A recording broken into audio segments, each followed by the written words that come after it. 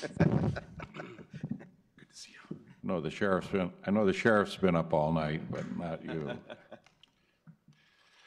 This is a little smaller meeting today, basically because hopefully we're cresting today, awful close to cresting today. And so it's kind of getting together a tactical team just to talk about what we need to do and what's going to go on forward. I think the city of Fargo has done very well, but I think, Mary, you've had some challenges in the county that have happened and have some of the bad effects of a flood. Some of your neighborhoods are in true trouble today. So I'm pleased with how this flood fight has gone. When you look around the city, things look fairly well. We are able to test our flood dikes and our gates, and they are working. They're not leaking, and they're performing as we thought they would. But it's interesting to see like a 35 flood in town is not as bad as it could have been in the years past. So, Mary, you want to make some opening comments? Thank you. Good morning, everyone. Yes, rural Cass County has really had a fight the last few days, and they will continue to for a few more. County Engineer Jason Benson just told me that last night at 2, 3 o'clock, they had problems up in the Cybele Edition, and it's just covered with water. And the problem is some of these places have never flooded before, and all of a sudden there's water lapping up at your back door coming across the field. So we've been very, very busy. We have the Tactical Operations Center open, and up there with us, and I want to just thank all our partners from across North Dakota, other counties that have pitched in, all the way from Williams County and this way, and also the Guard has been up there and giving us support as well. So appreciate all the hard effort of our staff, both the Highway Department, Emergency Service, the Sheriff's Department, and all the support staff. They've been busy. They've been up in the middle of the night. It seems like that's when you get calls, and so some real sleepless nights, and we're not through with it yet. So, and they're going to give you a few more details here later on. Very good. Bernie Dardis, how are things in West Fargo today? West Fargo is well suited to deal with the spring melt season. You notice we don't call it a flood season because of our diversion. It works very well. In the 27-year history of our diversion, it's never failed us. It continues to operate as it was designed.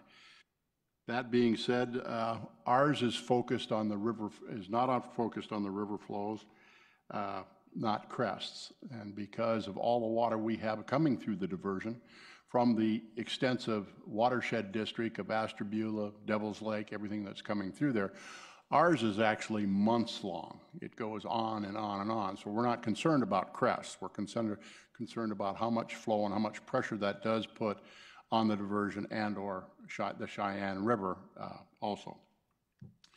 At this time, we're expecting the river crest Tuesday evening. The city, in conjunction with the Southeast Water Resource District and the City of Horace, has enacted its comprehensive spring melt plan to ensure any risk or impact of flooding is minimized. Like most communities in the area, there's 3 critical steps that we have to deal with. We have our operations center, where some of our key people are seated with me here today. Have done a marvelous job. We've named a commission liaison to the operations center, which is myself. And we've issued an emergency declaration to provide the departments and the agencies with the help that they need. Thank you. Thank you. Bruce, how are things going? Thank you, Mayor.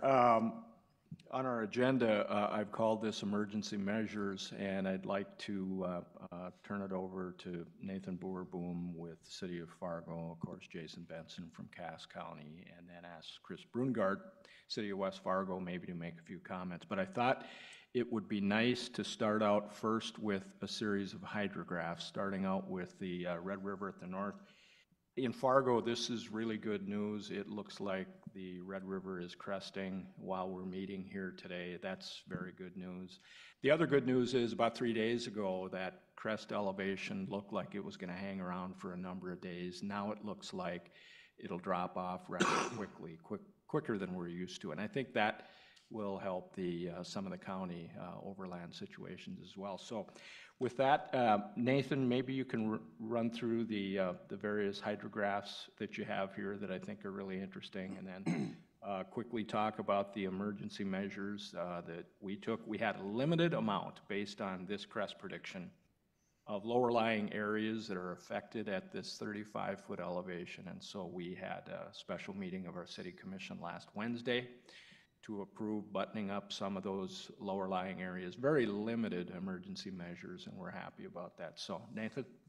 Yeah, sure. So as you can see on here, and Bruce has mentioned, does look like the river is cresting currently in Fargo, or hovering right around just shy of that 35-foot mark that the National Weather Service has been projecting for almost a week for us now.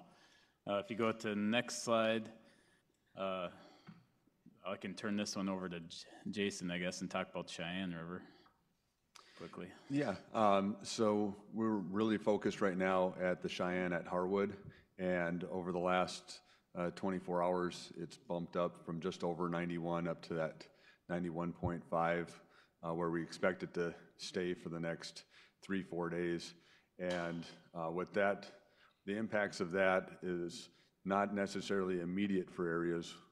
As it's bumped up, it starts pouring over roads, and so some residents might see the water coming over a road and think, well, it's just a little trickle, and then it gets a little more, and 4 hours later, that water's up around their house. So we expect some of these areas to continue to fill in with water and people to lose access. One of the good things, as Bruce had commented, with the red going down, once it drops, usually in that 33-foot range is when we start to see some drop on the Cheyenne gauge at Harwood, which times about the same, where we expect it to drop below 91 later at the week when the red is dropping below 33.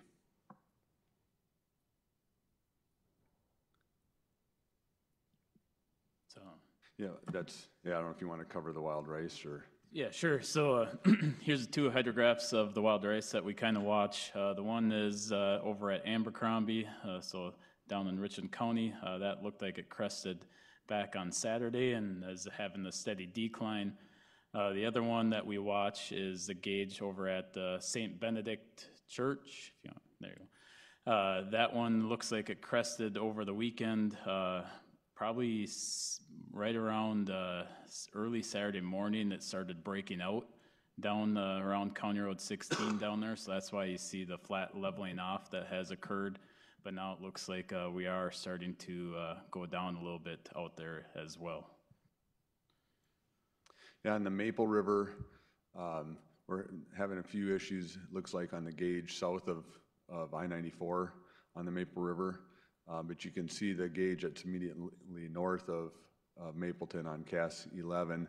It looks like we're starting to see some drop, and we expect that that'll be dropping here, a foot over the next couple of days.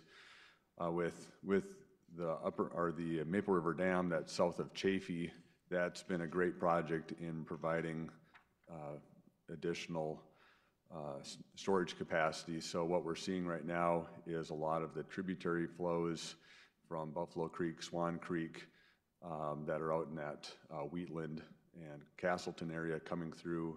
That dumps into the Maple south of Mapleton.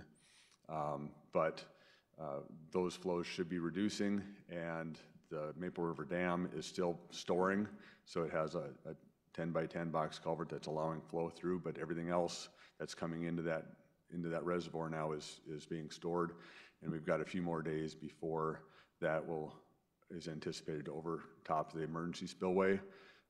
But by then we should be starting to draw down those tributary flows. So it's really working, and I think it'll work well with that storage capacity on the Maple River Dam. Thank you. So with respect to emergency measures, as I just mentioned, we didn't have to do much. That's a good thing, but we did have to implement some limited emergency measures, and I know there are activities going on in the county and even West Fargo. You've got permanent flood protection infrastructure, and applaud you for that. But there are some things you have to do to allow that to operate for you. So Nate, maybe you could talk about Fargo's emergency measures real quick, and then I'll go to Jason and Chris if you're teed up. Yeah, sure. So I don't have any pictures of the emergency measures that Fargo constructed here. We only had 5 locations where we had to construct some emergency measures.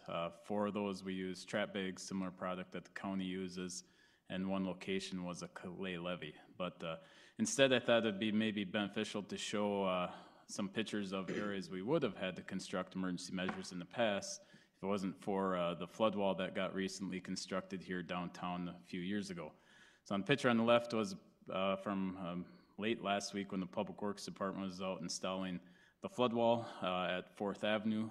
That wall right now currently has water up against it, so it is functioning as designed. And the picture on the right is from last evening, where you can see the water is along almost the entire stretch of the flood wall out on 2nd Street. So it's a great thing for the city of Fargo to not have to construct the clay levee on 2nd Street, be able to keep 2nd Street open, and not rely on that emergency measure we had to for so many years.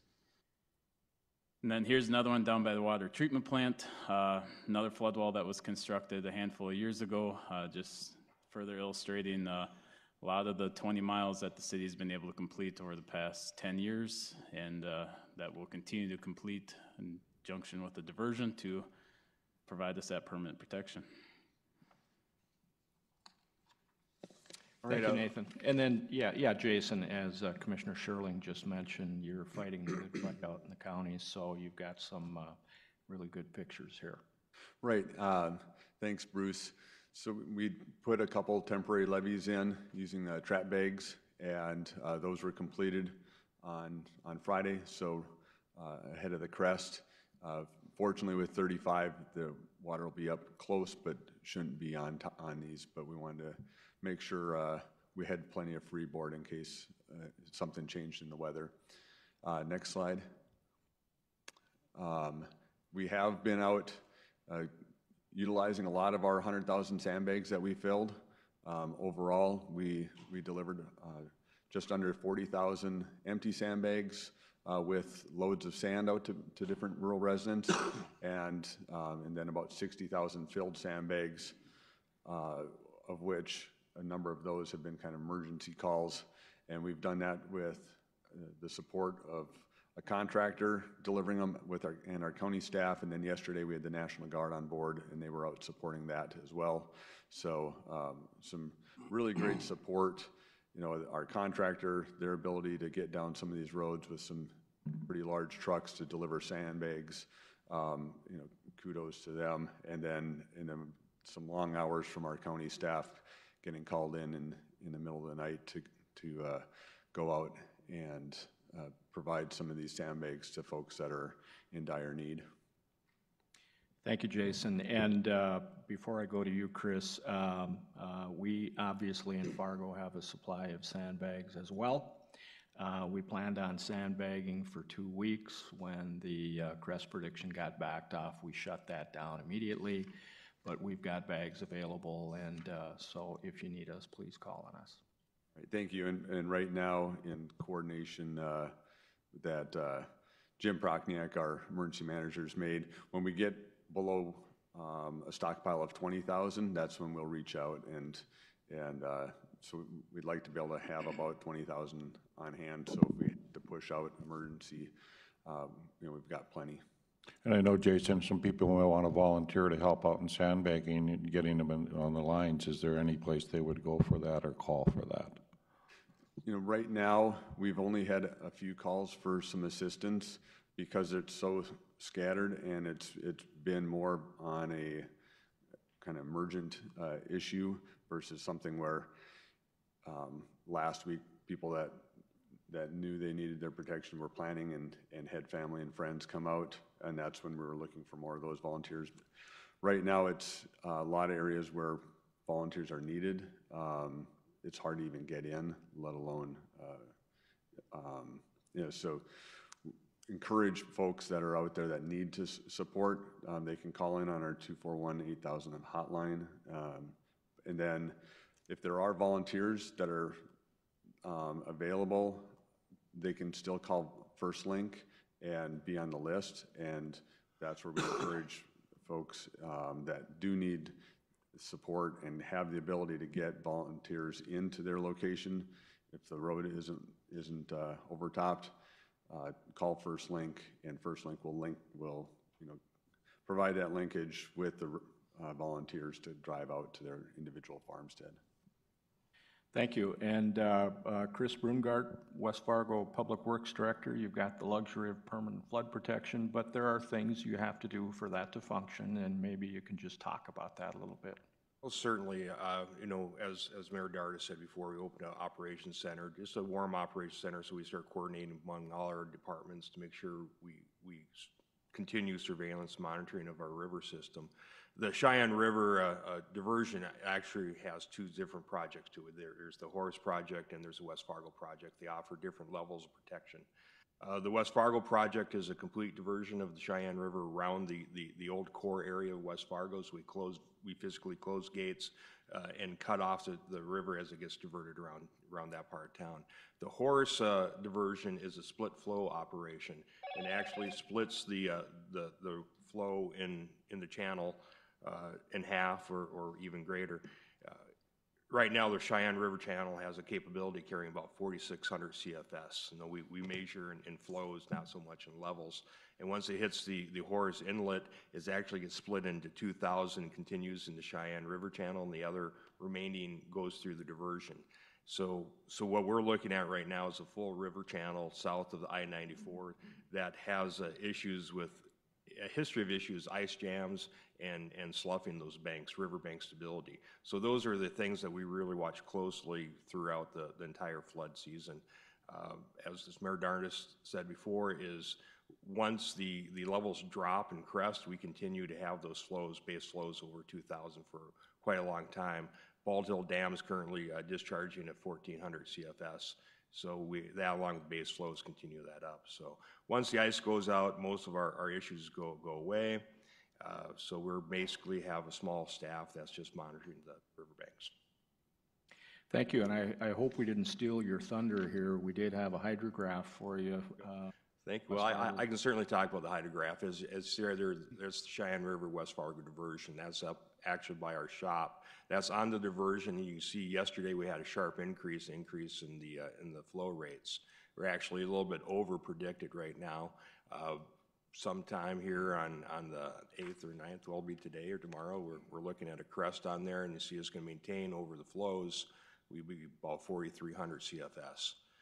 Once it gets over 4,600, it actually spills out and goes overland. So that's why we have a limited effect in West Fargo.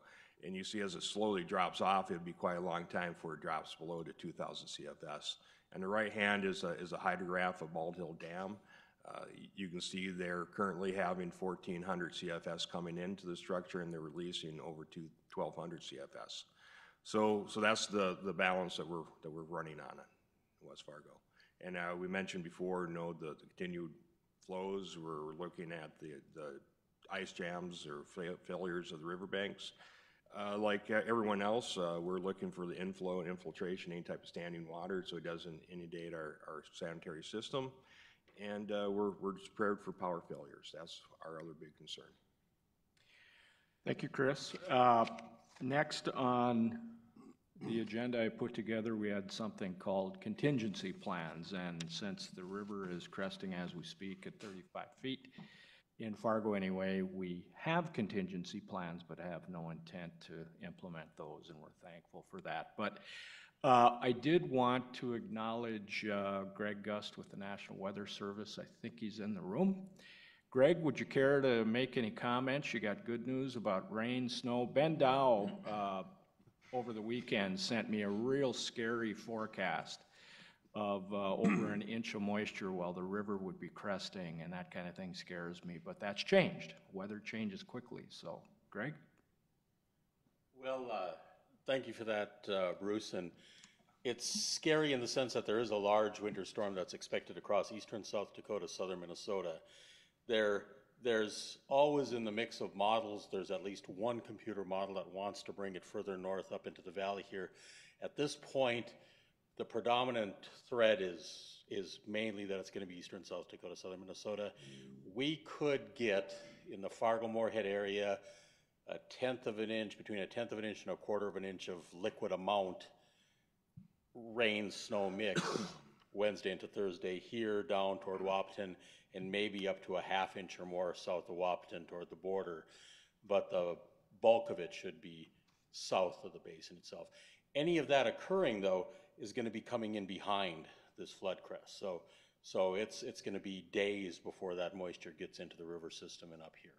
So the only way it could really affect things is if it started today, because we're very near crest now, and came from here north up to Grand Forks. Okay. Thank you, Greg. And so as I just mentioned, with respect to contingency planning in Fargo, we don't see any need for any of that. We're thankful for that. But in the county, Jason and Mary and Robert are fighting a slightly different flood fight. And so, Jason, can you talk about your contingency plans that you have in place? Yeah, thanks, Bruce. So right now, we've got the 10 personnel from the National Guard that are on standby to be able to deliver sandbags. Yesterday, they ran 13 different missions, getting sandbags out to rural residents. We also have our county staff that's supporting a similar mission. And overnight, because of the experience of our county staff and their knowledge of the road networks and how to get into some of these places during hours of darkness, our county staff is the emergency response from 11 at night until 7 in the morning, and then the National Guard will conduct those response activities predominantly during the daylight hours.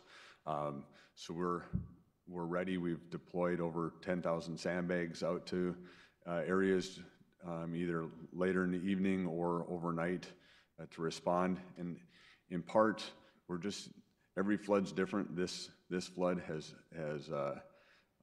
been that way as well. We've seen areas immediately north of West Fargo that typically see some flooding from the Cheyenne that are still a little bit dry, and then immediately 2 miles north, there's overland flooding from the Maple, and then further north from that on the Rush, and then up in the Gardner area with all the drainage and water that's coming from out further west by Hunter and Arthur. A lot of water has been kind of stacking up west of I-29 and caused problems. We've been getting an excavator out and clearing a few areas here and there. Of course, there's hundreds of miles that could be cleared, so we don't have that capability.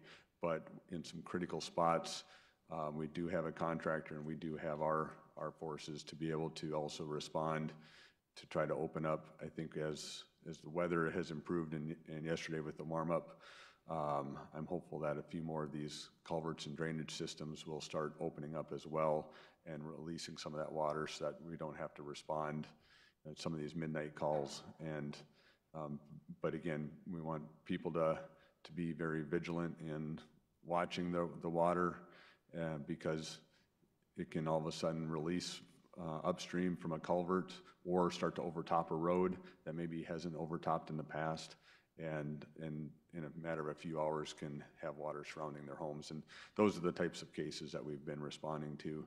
I'd like to also turn it over to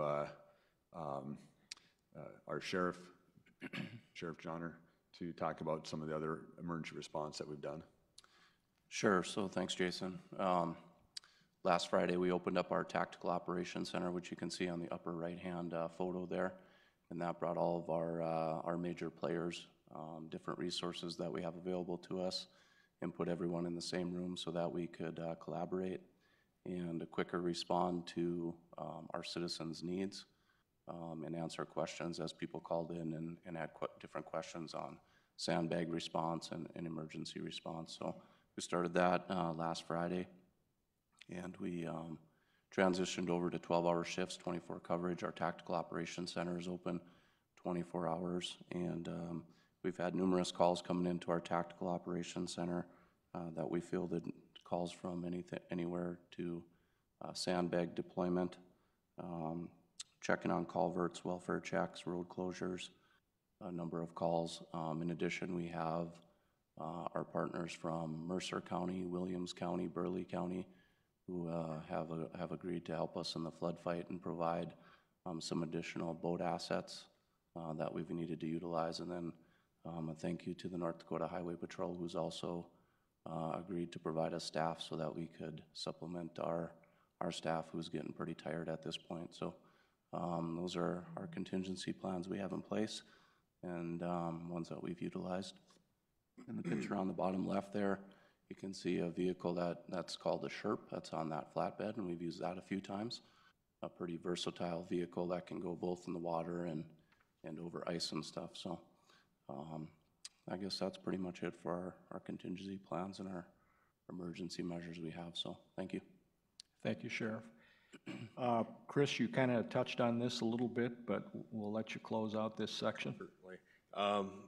Like I said before, I mean, our big concerns during the spring melt isn't too much different than the large rains during the summer is know if we have that capacity in our river channel. We have power outages to maintain our lift stations. We've have a certain number of sandbags from Cass County on hand, identified any clay and any type of resources needed if we need to reconstruct a few of the contingency dikes on the Cheyenne River. Otherwise, we've enacted neighborhood captains to ask the neighborhoods to actually watch their own rivers, report back if they see issues. So we're in good shape. Thank you. Thank you. And being an old utilities guy, a good part of my career, I'm always interested in how utilities function through a flood, because we've had good times and bad over the past number of years. So with respect to streets, roads, utilities, Ben, maybe you could give us a little status update from over the weekend. Currently, we're still pumping all the storm sewer we collect to the Red River, and so that requires quite a big effort. That is correct, Bruce. You know, we had a very good weekend overall. Whenever you take a flood event like this, you see some hiccups come in and you see where some of your weak points might be, but it was never anything that surprised us. So we have seen our drain system with the warm temperatures yesterday fill up.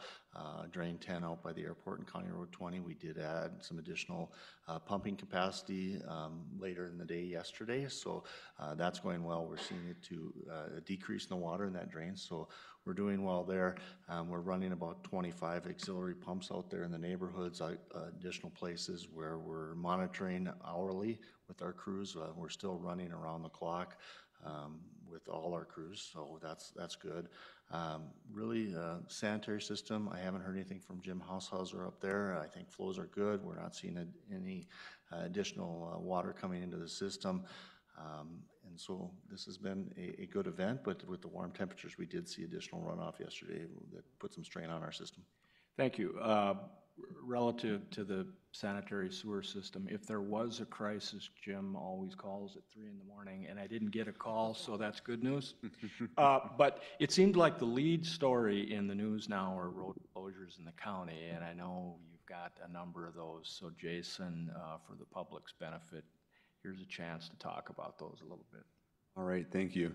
And it's our two-person sign crew that usually is out maintaining our signs have been very busy and augmented with the rest of our staff, and that's where, you know, having the ability to bring on the National Guard to support some of our other operations to free up our other staff to support getting barricades up. As the waters kind of moved from west to east across the county, that the area just north of West Fargo through Harwood and Argusville, we're seeing substantial road closures. And now with the river getting up close to 35 from north of Harwood all the way to the Trail County line, our County Road 31, which is a gravel road that parallels the Red River, just generally a mile or less off of the Red River. Numerous points on that are starting to overtop. So, you know, that'll be predominantly closed for through traffic and just open for the local residents to get access. And I know we'll see more of those road closures as that crest water passes through Fargo and moves north towards that Trail County line. We do have a few closures where the water is going over the road, but we still have it open for local traffic. And one is just south of I-94 on the Kindred Road, Cass 15, about a half mile south of I-94. There's just a few inches going over our bridge there, so we've got reduced speeds. And then north of West Fargo towards Harwood on Cass County 17 and Cass County 20. In those areas, we've got it open, and while there's only a few inches of water, we'd like to be able to keep it open for rural residents that still need to use those roads to access their properties. But yesterday I passed a semi going through that, and there's clearly barricades that say road closed, local traffic only, and I don't know too many semi drivers that are delivering up in that area. So please, we encourage all of our community to try to avoid these areas, so just leave it for those local residents that really need to use those roads to access their property. But we'll continue to, as roads come out of the water, we get out and assess. If it's a bridge crossing, we get those assessed pretty quick so we can try to get the roads open again and allow people access back in. Thank you, Jason. And again, I think if there's any good news in the latest hydrograph, it looks like Red River, Fargo dropping below 33 feet as early as Friday, so that'll help. Chris, West Fargo, you've got streets and utilities too? The biggest issues we have right now is we have in one of our neighborhoods, we had a force main fail. The flap gate appears to be stuck in the river and we can't get it open. So Ben is gracious enough to allow us to pump into Rocking Horse over there, and that's been a great help, keeping the levels down in that neighborhood. We've also, as helping Jason over here, like 52nd Avenue West Diversion just went under this morning, so we're out there blocking that off. So otherwise, we're just here to be able to help. Thank you. So with that update, Mayor, I'll turn it back to you, but I think the county doing a great job, different kind of flood fight, but most of the good news is good news here today. Yeah, this is for a flood we expected might have got to 41. We're very pleased to see that. We had just the 35, but still it has issues in our community and county.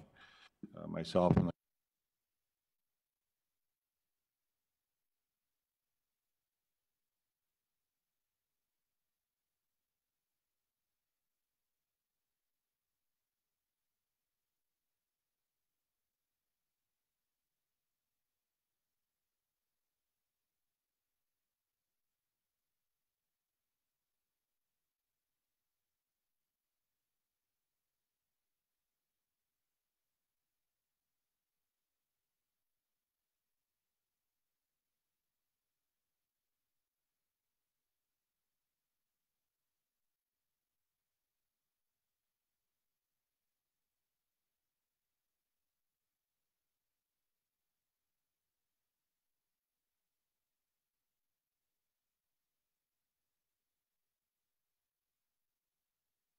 During the daytime instead of nighttime for sandbags, not always possible because it pops up pretty fast, but please don't hesitate to contact our Emergency Operations Center. It's 451-8000. That number and also all the road closures are on our website, and just go to the front page of our website and hit on the flood tab, and all kinds of good information there. Bottom line, we want to make sure everybody stays safe. Thank you. And Mayor Dardis, you've been a good partner. Thanks for being a partner, West Fargo. West Fargo is very proud to be a part of the neighboring communities and offer assistance. So to the Cass County and to Fargo, to our neighbors to the north and to our neighbors to the south, if we can help in any way. I'd encourage our residents, if there's another call for sandbagging, that we respond and go to whatever location, whether it's at the county or the city of Fargo, and assist in preparing more sandbags if they're needed. To those people that have been overcome by the water, Yeah, but you're in our thoughts, you're in our prayers. And there's a lot of people at this table and a lot of people that are sitting in the room that have worked very hard for permanent flood protection for our communities. This is once again a testimony when one looks at the resources, looks at the manpower that is expended every time that the rivers rise. We need to do all that we can to put permanent flood protection in place. Thank you. Thank you. And at this point, a week from today, it looks like, if things go according to plan, we'll be approaching close to 30 feet, which is in Fargo, our major flood stage mark. And so we don't anticipate any more public meetings, but certainly appreciate everybody showing up and your attention and willing to help. And with that, we hope we don't see you next spring, but we'll be ready. Thank you, everybody. Thank you.